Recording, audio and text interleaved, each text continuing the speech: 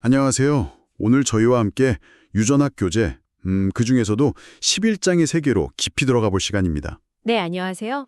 여기서는 이제 박테리아와 박테리오파지가 주변 환경에 맞춰서요, 어떻게 유전자를 켜고 끄는지, 그 놀랍도록 정교한 조절 메커니즘을 다루고 있어요. 맞습니다. 이게 마치 세포 안에 작은 컴퓨터가 상황에 맞게 최적의 프로그램을 딱딱 실행하는 것과 비슷하다고 볼 수 있죠. 정말 그런 느낌이에요. 근데 왜 이렇게 복잡한 시스템이 필요했을까요? 그냥 다 켜놓으면 안 되나? 그게 또 그렇지가 않죠. 에너지를 효율적으로 써야 하니까요. 그렇죠. 그 비밀을 한번 함께 파헤쳐 보시죠. 네, 이 11장은요. 생명체가 가진 자원을 얼마나 효율적으로 사용하는지 그 핵심적인 사례들로 가득합니다. 효율성. 네, 단순히 유전자를 가지고 있는 것뿐만 아니라 그걸 언제 또 얼마나 발현시키는지가 사실 생존에 결정적이거든요. 그렇겠네요. 필요한 것만 딱 써야 하니까. 그렇죠. 오늘 저희가 살펴볼 대장균의 락토스 오페론, 그리고 트립토판 오페론, 또 박테리오파지 람다의 생활사 결정 과정 같은 것들이요. 이게 유전자 조절의 아주 기본적인 원리이면서 또 그 자체로 매우 영리한 생명의 전략이라고 할 수 있습니다. 네, 그럼 가장 유명한 예시, 그 락토스 오페론부터 시작해 볼까요? 좋습니다. 대장균이 에너지를 얻으려고 이제 젖당, 그러니까 락토스를 이용해야 할 때 작동하는 시스템이죠. 네, 맞습니다. 근데 평소에는 이 관련 유전자들이 꺼져 있다면서요? 이게 어떻게 필요할 때만 딱 켜지는 걸까요? 신기하네요. 핵심은 바로 억제자라는 단백질하고요. 그 단백질이 달라붙는 특정 DNA 영역, 바로 작동자에 있습니다. 억제자랑 작동자요. 네, 보통 때는 그러니까 락토스가 없을 때는요. 락아이라는 다른 유전자에서 만들어진 이 억제자 단백질이 작동자 영역에 딱 달라붙어 있어요. 붙어 있군요. 네, 그래서 길을 딱 막고 있는 거죠. 비유하자면 문지기가 문을 잠그고 있는 셈이에요. 문지기요? 네, 그래서 유전자를 읽어내는 효소, 그 RNA 중합 효소가 와도 더 이상 진행을 못하고 그냥 막혀버립니다. 그래서 전사가 안 되는 거군요. 그렇죠. 그래서 락토스 분해 효소를 만드는 유전자들 있잖아요. 렉Z, 렉Y, 렉A. 이런 유전자들은 발현되지 않는 거죠. 즉, 꺼짐 상태가 계속 유지되는 겁니다. 문지기가 길을 막고 있다. 흥미로운 비유인데요. 그런데 락토스가 딱 나타나면 이 문지기를 어떻게 치우는 거죠? 락토스 분자 자체가 가서 밀어내는 건가요? 비슷한 원리라고 볼 수 있어요. 락토스나 아니면 그 유사체들, 알로락토스나 실험에서 쓰는 IPTG 같은 분자들이 세포 안으로 들어오면요. 네. 이 분자들이 그 억제자 단백질에 가서 결합을 합니다. 억제자에 붙어요? 네, 마치 열쇠가 자물쇠에 딱 꽂히는 것처럼요. 이 결합이 일어나면 억제자 단백질의 3차원 구조, 그러니까 모양이 살짝 바뀌게 돼요. 모양이 변한다고요? 네, 모양이 바뀐 억제자는 더 이상 그 작동자 DNA에 강하게 붙어 있을 수가 없게 되는 거죠. 아하. 결국에는 작동자에서 툭 떨어져 나가게 됩니다. 문지기가 자리를 비켜주는 셈이죠. 문지기가 퇴근했네요. 그렇죠. 그러면 이제 막혔던 길이 열리니까 RNA 중합효소가 지나가면서 렉C, 렉Y, 렉A 유전자들을 쭉 읽어서 mRNA를 만들고요. 네. 그 결과로 필요한 효소들이 생산되는 거죠. 이게 바로 켜짐 상태가 되는 겁니다. 와, 정말 똑똑한 시스템인데요. 근데 그 작동자, 오퍼레이터라는 DNA 서열 자체도 참 신기해요. 그냥 염기 서열일 뿐인데 여기에 돌연변이가 딱 하나 생겨서 그 OC 돌연변이 말씀하시는 거죠? 네, 맞습니다. 오퍼레이터 컨스티튜티브 돌연변이죠. 네. 그 소열이 바뀌면 억제자가 제대로 못 붙고 그래서 락토스가 있든 없든 그냥 계속 유전자가 켜진 상태가 된다고요? 바로 그렇습니다. 어떻게 이렇게 작은 변화 하나가 시스템 전체를 무력화시키는 걸까요? 바로 그 점이 시스 작용 요소의 아주 중요한 특징입니다. 시스 작용 요소요? 네, 작동자는 DNA 서열 그 자체가 특정 위치에서 어떤 신호 역할, 표지판 같은 거예요. 표지판. 네, 이 표지판의 글자, 즉 염기 서열이 바뀌면 그 표지판을 읽어야 하는 단백질, 여기서는 억제자죠. 이 억제자가 제대로 인식을 못하게 되는 겁니다. 그렇군요. 표지판 글자가 틀리면 못 알아보는 거네요. 그렇죠. 반면에 이제 억제자 단백질처럼 어떤 유전자를 통해서 만들어져서 다른 곳에 있는 DNA 서열에 영향을 주는 인자들 있잖아요. 네네. 이런 것들은 트랜스 작용 인자라고 부릅니다. 표지판, 시스와 그 표지판을 읽는 운전자, 트랜스의 관계라고 생각하시면 좀 쉬울까요? 네. 시스는 그 자리 자체의 서열이고 트랜스는 만들어져서 와서 작용하는 단백질. 이해가 되네요. 네, 실제로 그 월터 길버트하고 벤노 뮬러 힐 같은 연구자들이요, 방사성 표지된 IPTG를 써서 정제된 억제자 단백질이 정말로 작동자 DNA에 결합하는지, 그리고 IPTG가 있을 때 떨어지는지를 실험으로 직접 보여줬어요. 직접 증명을 했군요. 네, 이걸 통해서 이 모델이 분자 수준에서 확립된 거죠. 그 교재 그림 11-11을 보시면 작동자 염기 서열의 특정 염기가 억제자 결합에 얼마나 중요한지 그런 걸 보여주는 데이터도 나와 있습니다. 아, 그렇군요. 그런데 교수님, 대장균 입장에서 보면 사실 가장 좋아하는 먹이는 포도당이잖아요. 그렇죠. 제일 효율적인 에너지원이죠. 만약에 포도당하고 락토스가 둘 다 주변에 있다면 굳이 락토스 분해 시스템을 힘들게 가동할 필요가 없을 것 같은데요. 이런 상황은 또 어떻게 조절하나요? 이것도 에너지를 아껴야 할 텐데요. 아주 예리하고 중요한 질문입니다. 여기서 바로 두 번째 조절 시스템이 등장하는 거죠. 두 번째요. 네, 이화물 활성 단백질 CAP, 퀘타볼라이트 액티베이터 프로틴하고 세포 내 신호물질인 CAMP가 그 주인공입니다. CAP와 CAMP. 네, 대장균은 말씀하신 대로 포도당을 훨씬 선호해서요. 포도당이 충분하면 굳이 락토스 분해 효소를 많이 만들려고 하지 않습니다. 그렇죠. 재밌는 현상이 포도당이 많으면 세포 내의 CAMP 농도가 낮아진다는 거예요. 아, 포도당이 많으면 CAMP는 적어진다. 네.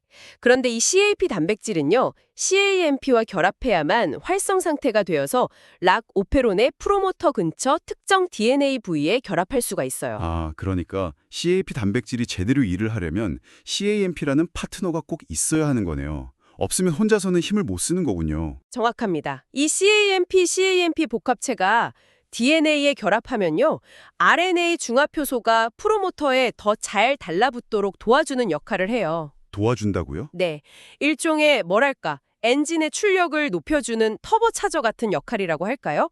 전사를 더 촉진시키는 거죠. 양성 조절입니다. 아하, 터보차죠. 하지만 포도당이 많으면 어떻게 된다고 했죠? CAMP가 부족해지죠. 그렇죠. CAMP가 부족하면 CAMP 복합체가 잘 안 만들어지고 결국 이 터보차저가 작동하지 않는 겁니다. 아, 그러면 설령 락토우스가 있어서 억제자가 작동자에서 떨어진 상태라고 해도, 즉 문은 열려 있어도 RNA 중합효소가 프로모터에 그렇게 효율적으로 결합하지 못해요. 그래서 렉 오페론의 전사율은 매우 낮게 유지됩니다. 거의 무시하는 수준이죠. 와, 이건 정말 영리한데요? 단순히 켜고 끄는 스위치, 그러니까 억제자만 있는 게 아니라 상황을 봐서 효율을 조절하는 일종의 가속 페달, CAMP까지 있는 거네요. 네, 맞습니다. 그럼 최대로 락토스를 이용하려면 조건이 두 개네요. 억제자는 떨어져 나가야 하고, 즉 락토스가 있어야 하고, 네, 첫 번째 조건이죠. 그리고 CAMP는 딱 붙어야 하는, 즉 포도당은 없어야 하는 이 두 조건이 모두 충족되어야 하는 거군요. 교재 그림 11-17에 이게 잘 나와 있는 것 같아요. 정확히 그렇습니다. 첫째, 락토스가 있어서 억제자가 떨어져야 하고, 둘째, 포도당이 없어서 CAMP 농도가 높아지고 CAMP가 결합해서 전사를 촉진해야 한다. 양성 조절 활성. 이 두 가지가 다 만족될 때만 렉 오페론이 최대로 발현되는 거죠. 이야, 음성 조절과 양성 조절이 함께 작동하는 이중 조절 시스템. 대단하네요. 네, 이를 통해서 대장균은 주변 환경을 아주 면밀하게 파악하고 가장 효율적인 에너지원을 우선적으로 사용하도록 유전자 발현을 정밀하게 제어하는 겁니다. 정말 자원 낭비를 최소화하려는 세포의 놀라운 전략이죠. 지금까지는 물질을 분해하는, 즉 이화작용 유전자의 조절을 봤다면요. 이제 반대로 필요한 물질을 합성하는 동화작용 경로의 조절은 어떨까요? 그 트립토판 오페론이 대표적인 예시잖아요. 네, 맞습니다. 우리 몸에 꼭 필요한 필수 아미노산인 트립토판을 만드는 과정은 또 어떻게 조절되는 건가요? 이것도 비슷하려나요? 트립토판 오페론, 즉 TRP 오페론도 억제자 작동자 시스템을 기본적으로 사용합니다. 그런데 작동 방식은 락토스 오페론과 정반대예요. 아, 반대라고요? 어떻게 다르죠? 여기서는 최종 생산물인 트립토판 자체가 조절 신호로 작용합니다. 아, 만들어진 트립토판이요? 네, 세포 안에 트립토판이 충분히 많으면 이 트립토판 분자가 TRPR이라는 유전자에서 만들어진 평소에는 비활성 상태인 억제자 단백질에 가서 결합을 해요. 네, 이때 트립토판이 보조 억제자 역할을 한다고 말합니다. 보조 억제자. 네, 트립토판과 결합한 억제자는 이제 활성 형태로 구조가 변하고요. 이 활성 억제자가 TRP 오페론의 작동자에 딱 결합해서 RNA 중화 효소의 진행을 막아버리는 거죠. 아, 이번에는 트립토판이 있어야 억제자가 작동하는 거군요. 라고페론과는 반대네요. 맞습니다. 결과적으로 트립토판 합성 효소를 만드는 데 필요한 유전자들 TRP2부터 TRPA까지 쭉 있거든요. 교재 그림 11-21 보시면요. 이 유전자들의 전사가 억제됩니다. 즉, 재고가 충분하니 생산 중단, 이런 신호인 거죠. 이것도 효율적이네요. 그럼 트립토판이 부족해지면요. 그럼 저절로 다시 켜지겠네요. 그렇습니다. 세포 내 트립토판 농도가 낮아지면 억제자에 붙어있던 트립토판이 떨어져 나가겠죠. 네. 그러면 억제자는 다시 원래의 비활성 상태로 돌아가서 작동자에서 떨어집니다. 그럼 길이 열리니까 RNA 중화효소가 접근해서 트립토판 합성 유전자들을 전사하고 세포는 필요한 트립토판을 다시 만들기 시작하는 거죠. 전형적인 음성 피드백 조절 방식입니다. 네, 이해가 됩니다. 그런데 교수님, 여기서 끝이 아니라고 들었어요. 트립토판 오페론에는 감쇠라는 뭔가 이름부터 좀 어려운데 마치 이중 잠금 장치 같은 추가적인 조절 메커니즘이 있다고요? 아, 네. 감쇠. 정말 흥미로운 메커니즘이죠. 이건 왜 또 필요한 거죠? 억제자 시스템만으로도 켜고 끄는 건 충분할 것 같은데요. 감쇠는요, 그 억제자 시스템이 켜고 끄는 기본적인 온오프 스위치라면 이건 트립토판 농도 변화에 훨씬 더 민감하게 반응해서 발현 수준을 아주 미세하게 조절하는 뭐랄까 조광기 같은 역할을 합니다. 아, 온오프가 아니라 밝기 조정 같은 거군요. 네, 그렇죠. TRP 오페론의 실제 구조 유전자들 앞부분에는요. 리더 서열이라는 짧은 구간이 있어요. 여기서 만들어지는 mRNA가 이 감쇠 조절의 핵심적인 역할을 합니다. 리더 서열 mRNA요? 네. 이 리더 mRNA는 특정 구조, 그러니까 머리핀 모양의 스템 루프 구조를 여러 개 형성할 수 있어요. 그런데 가장 중요한 특징은 이 리더 서열 안에 트립토판 아미노산을 암호화하는 코돈, 즉 UGG 코돈이 2개 연달아 있다는 겁니다. 그림 11-23A에 잘 나와 있죠. 트립토판 코돈 UGG가 2개나 연달아 있다. 그게 왜 특별한가요? 이게 왜 중요하냐면요. 박테리아에서는 DNA에서 mRNA가 만들어지는 전사 과정하고 그 mRNA를 읽어서 단백질을 만드는 번역 과정이 공간적으로 분리되어 있지 않고 거의 동시에 일어나기 때문입니다. 커플링 되어 있다고 하죠. 아, 전사와 번역이 동시에? 네.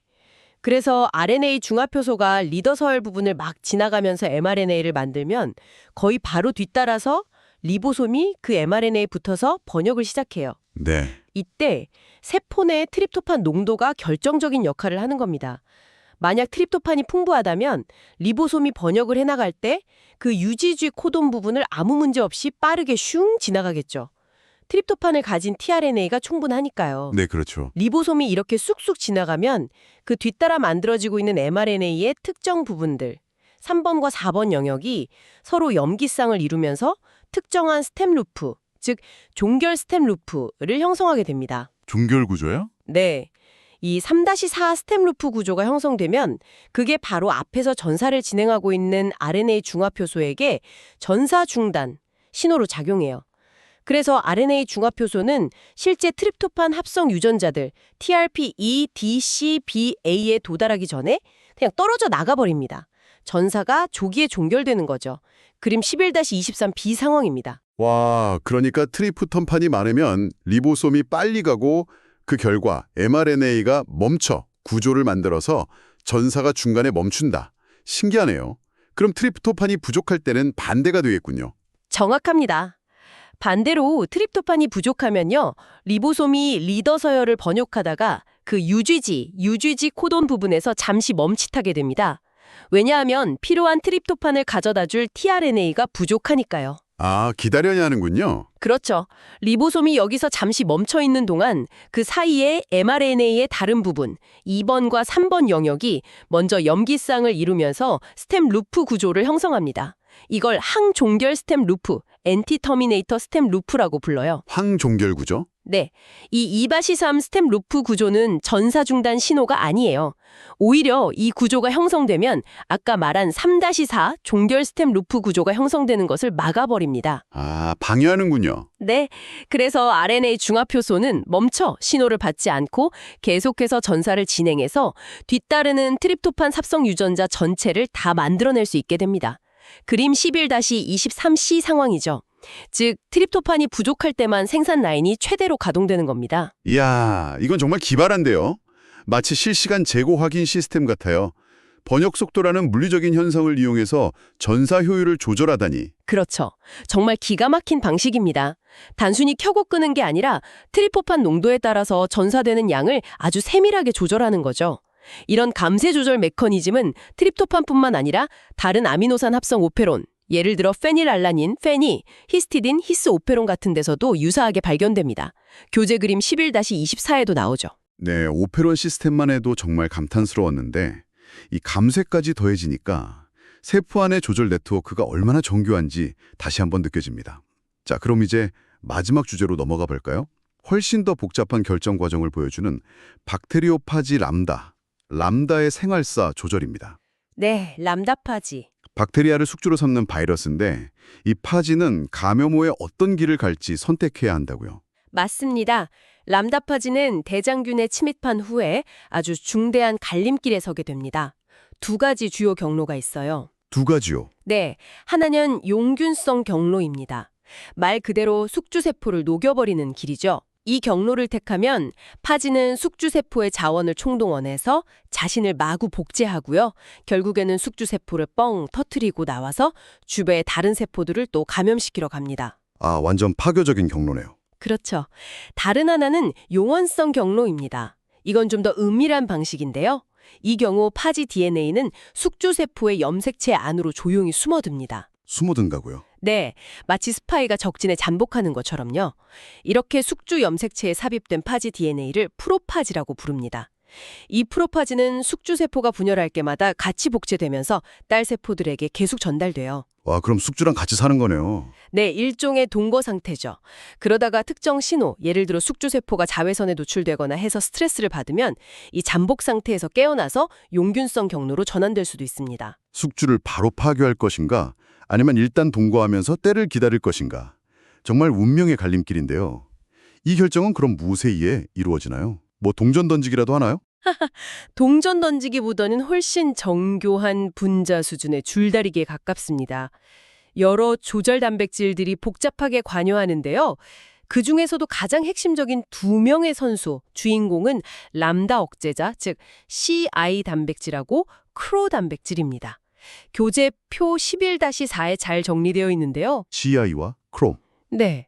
아주 간단하게 말하면 CI 단백질은 용원성 상태를 유지시키는 역할을 하고요. 반대로 크로 단백질은 용균성 경로로 이끄는 역할을 합니다. 이 둘 사이의 힘겨루기에서 누가 우위를 점하느냐에 따라서 파지의 운명이 결정되는 거죠. 마치 천사와 악마의 속삭임 뭐 그런 건가요? 용원성 CI냐 용균성 크로냐. 네, 뭐 그런 비유도 가능하겠네요. 그럼 어떤 조건이 이 CI와 크로의 경쟁에 영향을 주나요? 파지가 어떻게 판단을 하는 거죠? 주로 숙주세포의 상태, 특히 영양 상태가 아주 중요합니다. 아, 숙주의 컨디션이요? 네, 만약 숙주세포가 건강하고 영양분이 풍부하다면 파지 입장에서는 빨리 증식해서 주변으로 퍼져나가는 용균성 경로가 더 유리하겠죠. 그렇죠. 숙주가 튼튼하게 빨리 이용해야죠. 네, 이런 상황에서는 크로 단백질이 힘을 얻어서 용균에 필요한 여러 유전자들을 작동시킵니다. 반대로 숙주세포가 상태가 안 좋거나 굶주리고 있다면 여기서 무리하게 증식하기보다는 일단 숙주와 함께 조용히 숨어 지내는 용원성 경로가 생존에 더 유리할 겁니다. 아, 숙주가 힘들면 나도 일단 숨어 있자. 그렇죠. 바로 이때 CI라는 또 다른 조절 단백질이 아주 핵심적인 역할을 합니다. CI요? CI 크로 말고 또 있군요. 네, 이 CI 단백질은 숙주 상태가 나쁠 때 세포 내에서 분해되지 않고 안정화되는 경향이 있어요. 안정화된 CI는 뭘 하냐면 바로 CI 단백질의 생산을 강력하게 촉진합니다. 아, CI가 CI를 돕는 거군요. 맞습니다. 그럼 CI 단백질 양이 늘어나겠죠? 늘어난 CI는 크로를 포함한 용균 관련 유전자들의 발현을 억제하고 또 자기 자신의 발현은 유지시키면서 용원성 상태를 안정적으로 유지하도록 합니다. 그럼 용원성 경로로 가는 거네요. 네, 뿐만 아니라 이 CI는 파지 DNA를 숙주 염색체에 삽입하는 데 필요한 효소, 바로 인테그라제를 만드는 유전자 인트의 발현도 촉진해요. 그래서 용원성 경로로의 진입을 직접적으로 돕는 거죠. 와, CI 역할이 정말 중요하네요. 네, 그리고 CI3이라는 단백질도 있는데 이건 또 CI가 숙주세포의 단백질 분해 효소에 의해 너무 빨리 분해되지 않도록 보호해주는 보조적인 역할을 합니다. 와, CI, 크로, CI, CI3, 인테그라제. 정말 여러 단백질들이 복잡하게 얽혀 있네요. 그렇습니다. 이렇게 여러 조절 단백질들이 서로 영향을 주고받는 복잡한 네트워크를 통해서 람다파지는 숙주세포의 환경을 감지하고 자신에게 가장 유리한 생존 전략, 즉 용균성 또는 용원성 경로를 선택하는 것입니다.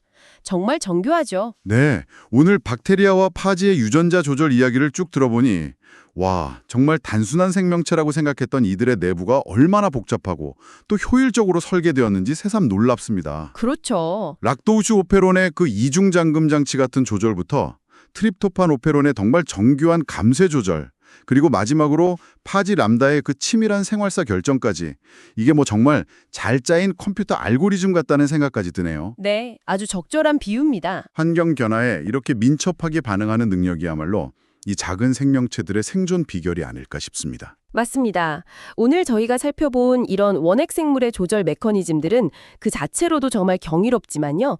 사실은 더 복잡한 시스템을 가진 우리 같은 진핵 생물의 유전자 조절을 이해하는데 아주 중요한 기초가 됩니다. 기본 원리는 통하는 거군요. 네, 기본적인 원리, 즉 특정 신호에 반응해서 필요한 유전자를 켜고 끄거나 그 발현 양을 세밀하게 조절하는 방식은 생명 시스템 전반에 걸쳐서 나타나는 보편적인 현상이거든요.